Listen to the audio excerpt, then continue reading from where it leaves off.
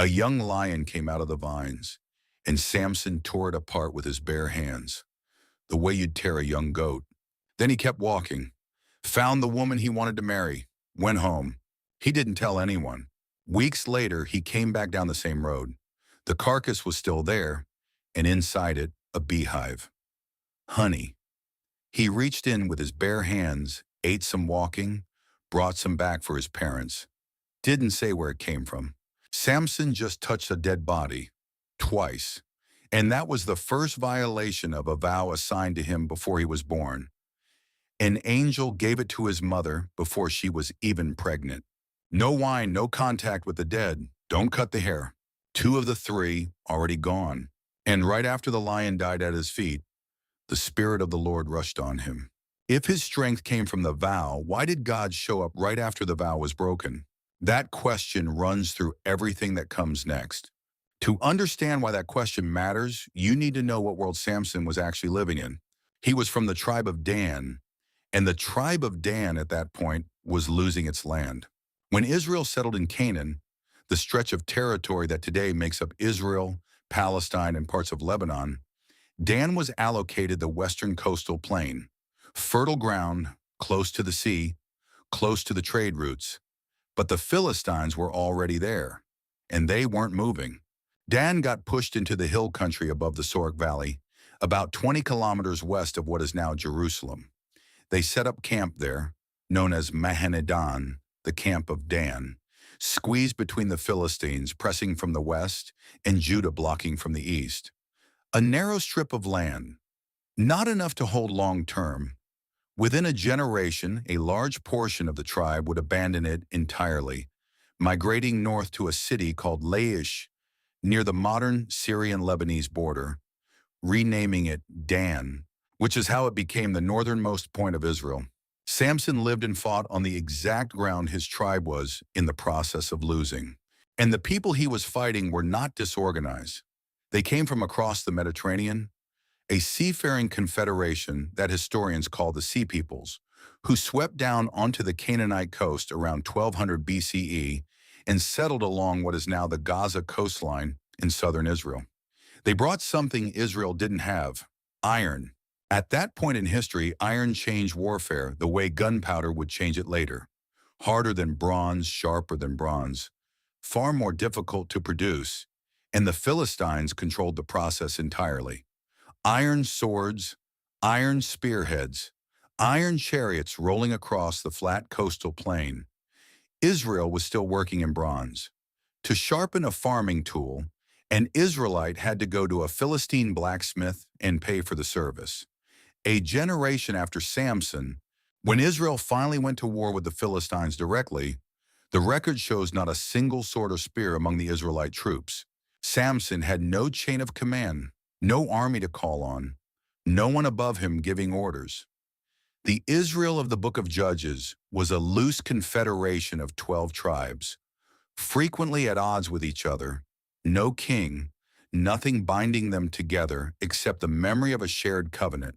In that context, Samson was the only thing Israel had on the Western Front, and he was a Nazirite. The Hebrew word is Nasir, the one who is set apart, the one who is consecrated. Not a monk, not a priest. A Nazirite in Iron Age Israel was someone you could identify from a distance. Long hair in a world where men kept their hair short. 3 rules from number 6. No wine, no grape products of any kind, no contact with the dead, no cutting the hair. Samson didn't choose this. An angel gave the vow to his mother before he existed. He was born into it. Nazir comes from Nazar, to separate, not because he was fragile and needed protection, because he was designated for a specific purpose, a weapon made for one thing that loses its edge when used for another. That's the world Samson walked out of when he crossed into Philistine territory at Timnah. In Nazareth from before birth, the last line of defense for a tribe running out of ground, standing across from a military force with superior technology, with nothing between him and them except a covenant he'd already broken twice. Through all of it, the pattern held. Samson broke the vow. The Spirit of the Lord came. He broke it again. the spirit came again, a dead donkey's jawbone in his hand, 1,000 men on the ground. The city gates of Gaza pulled from the wall at midnight, carried on his shoulders out into the hills. Every time the Philistines thought they had him, he walked away. They couldn't beat him by force. They had tried. They kept failing. Samson struck the Philistines at Lehi, lowland country west of Jerusalem, on the edge of Judah's territory. The Philistines marched north in response and demanded he be handed over. And Judah answered, "We'll bring him to you." 3,000 men from Judah climbed the hill, found Samson, and said it plainly, "Don't you know the Philistines rule over us? What have you done to us?" They tied him with 2 new ropes and handed him to the enemy. This wasn't a personal betrayal. It was a political calculation by the largest and most powerful tribe in Israel. Judah chose stability under Philistine rule over standing with the man fighting for them. He fought because no one else would. And when the cost became too visible, his own people made sure he'd stop. Think about what that means for a moment. The Philistines had iron weapons, iron chariots, 5 coordinated city-states. Israel had Samson. And when the pressure came, the people Samson was defending chose to hand him over rather than stand beside him. He wasn't just fighting the Philistines. He was doing it in a situation where his own side had already decided he was too expensive to keep. The Philistines didn't need to defeat him. They just needed Israel to deliver him. That time he escaped. The spirit came. The ropes snapped. The jawbone did its work. But the logic of it didn't go away. They couldn't get to him from the outside. So they needed someone closer. That's when the 5 Philistine lords went to find Delilah. The valley of Sorek, where Delilah lived, was the same valley Dan had been pushed out of. The hill country above it was where the tribe had camped when they had nowhere else to go. Samson grew up looking down at that valley, and now he was in it, in love with a woman with a Hebrew name, whose nationality the story never specifies, who lived exactly on the line where the 2 worlds met. Each of the 5 lords brought 1,100 pieces of silver, not a shared payment. 5 lords, 5 separate payments, same target. A laborer in that period earned around 10 shekels a year. 1,100 shekels was more than a century's wages. Each of the 5 paid that independently for the same man. They couldn't reach him through an army, so they bought their way in. Delilah asked. Samson lied. She tested what he told her. It failed. She asked again. He lied again. 3 rounds of the same thing, and he watched her do it each time. He knew exactly what she was after, and he stayed. What the story doesn't explain, and what's worth sitting with, is why. Why did a man who had escaped 1,000 soldiers, who had walked out of Gaza at midnight carrying the city gates, stay in a house with a woman he watched try to expose him 3 times? It just says she pressed him day after day. The word doesn't mean persuaded. It means ground down. The way water works on stone, slow and without stopping, until something gives. His soul was worn to death. 20 years of fighting, no army behind him. The people he protected willing to tie him up and deliver him. And now in the one place he had let himself rest, the weight of all of it finally came through. He told her everything. When he woke up and walked out this time, he did not know that the Lord had left him. For the first time in the entire story, the pattern broke. The hair was gone, but it wasn't the hair. By then, there was nothing left of the covenant for the spirit to hold on to. We read this story as if Samson is the main character. But look at who never changes through all of it. It's not Samson. It's the spirit that keeps coming back. He tore the lion apart with his bare hands. A dead body, the first violation. And the Spirit of the Lord came to bring that lion down. He picked up the dead jawbone at Lehi, another violation. And the Spirit came to put 1,000 men on the ground. 3 times. Same sequence every time. Samson was the instrument, but the story is about the one holding it. And here's what's strange about that pattern. It runs backwards from everything we expect. The assumed logic is obedience first, then power. Keep the vow, receive the blessing. Break it, lose everything. That's how we think this works. But in Samson's story, that sequence is reversed. Not because he earned it, because someone had to stand on that western border, and he was the only one there. Dan had lost its land. Judah had chosen peace with the enemy. When there's no perfect option, you work with what's available. A cracked vessel still carries water. There's something worth sitting with in that.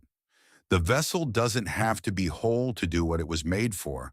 It just has to be present. Samson wasn't chosen because he was the most disciplined or the most faithful. He was chosen before he was born, for a place in a moment that needed someone. And when that moment came, broken vow, dead lion, wrong vineyard and all, the Spirit showed up anyway. Not to reward him, not because he had earned it, but because the work still needed to happen, and he was the one standing there. That's a different picture of how this operates than most people carry. We tend to think of faithfulness as the entry point. Get yourself right first, then God works through you. Samson's story runs the other direction. The Spirit was already moving. Samson was just the vessel it moved through. And even as that vessel cracked and cracked again, the Spirit kept finding what was left to work with. And this is the part most people don't stop to consider. Samson fought for 20 years. The Philistines were coming at him from the front. Judah tied him up from behind. He stood in the middle, holding on to the strength of a vow he had been letting go of piece by piece, with nothing behind him. By the time Delilah pressed him the fourth time, he knew. He had known from the first. 3 times he lied. 3 times he watched her test what he said. 3 times he saw exactly what she was doing and stayed anyway. That's not just weakness. That's what it looks like when someone has been carrying this for 2 decades by himself and finally stops caring whether they keep holding it. 20 years, nothing behind him. And at the end, he let go. The hair was just the visible part. When it was gone, nothing of the vow remained anywhere. Not in what he did, not in how he lived, not in his body. For the first time in his life, Samson was no longer a Nazir in any sense that could be seen, and the Spirit left. But there's a larger question this story is asking, not just about Samson. If the Spirit of the Lord worked through a man who was breaking himself apart, what does that say about how God operates in general? That the calling doesn't get revoked every time the one who carries it falls? That the purpose is larger than the worthiness of the person carrying it? That God doesn't wait for a perfect vessel? He works with the one that's present? The story doesn't give a clean answer. It just gives the pattern. And in a dark prison in Gaza, hands chained, eyes gone, grinding grain like an animal, Samson's hair began to grow back. Nobody noticed. Just him in the dark, and the hair coming in a little more each day. The festival was loud enough to hear from below. 3,000 Philistines on the roof of the temple of Dagon, celebrating the God who had, as they sang it, delivered their enemy into their hands. They wanted to see him. The man who had once carried Gaza's city gates out into the hills at midnight was now standing in the torchlight as entertainment. A boy led him out into the courtyard. Samson asked to be placed between the 2 pillars. Then he prayed, for the first time in the entire story, in his own words. No vow, no long confession, just, "Oh Lord, remember me, strengthen me one last time. Remember me." That was all he had left. He placed his hands on the 2 pillars, one on the right, one on the left, and pushed. Archaeologists have excavated Philistine temples from the 11th century BCE, the period of Samson's life. 2 cedarwood pillars set on stone bases, nothing anchoring them in place, only the weight of the roof holding them upright. Enough for someone who knew exactly where to push. The roof came down. The last thing written about him is this: the dead he killed at his death were more than those he killed in his life. He started in a vineyard at Timnah, a vow already broken at his feet, and the Spirit of the Lord rushing down. He ended in the dark of a prison, hands on 2 pillars, in the shortest prayer a person can speak. Both times God showed up. That's the story of Samson. Not a story about strength defeated, about a man who was broken from the beginning, and about what happens when that turns out not to be the final word.